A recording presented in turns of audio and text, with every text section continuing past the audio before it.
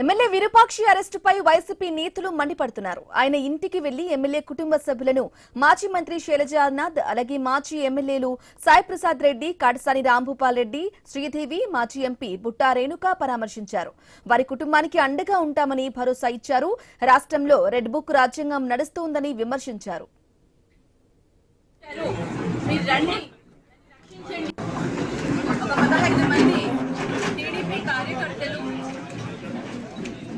ఇంటికి వెళ్ళి అతన్ని కొట్టడం జరిగింది.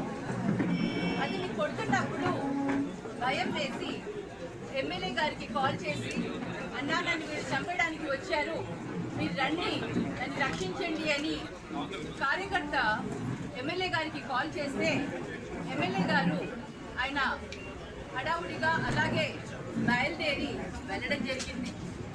మరి ఆయనకి నచ్చి చెప్పి కార్యకర్త ఆపదలో ఉన్నాను, ఇది ఇప్పుడు రాకపోతే పొద్దున్న నా శవానికి వచ్చి చూస్తామని చెప్పినాడు.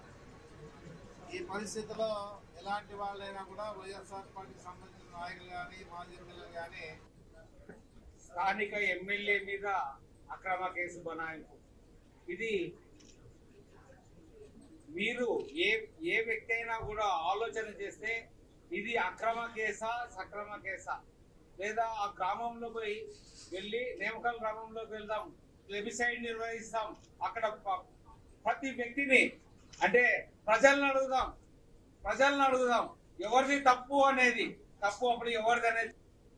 ఒక ప్రజాప్రతినిధికే దిక్కు లేనప్పుడు సామాన్య ప్రజలకి పరిస్థితి ఏంటి అంటే, కూటమి ప్రభుత్వంలో జరుగుతున్నటువంటి అన్యాయాలు, అరాచకాలు, దౌర్జన్యాలు ఇక నిలువెత్తు నిదర్శనము మా ఎమ్మెల్యే విరూపాక్షి గారనే చెప్పొచ్చు. ఎందుకంటే ఈ రోజు కూటమి ప్రభుత్వం ఇక్కడ ఉన్నా లేకపోయినా, వారు ఏ దానికి పోయినా కూడా ప్రతి ఒక్క దానికి మా జగనన్న ప్రభుత్వంలో కులం చూడలేదు, మతం చూడలేదు, ప్రాంతం చూడలేదు, మరి ముఖ్యంగా పార్టీ కూడా చూడకుండా ఈ రోజు వ్యవస్థని నడుపుకుంటూ వచ్చినటువంటి వ్యక్తి జగన్మోహన్ రెడ్డి గారు. ఈ రోజు చూస్తే మొన్నటికి మొన్న సీఎం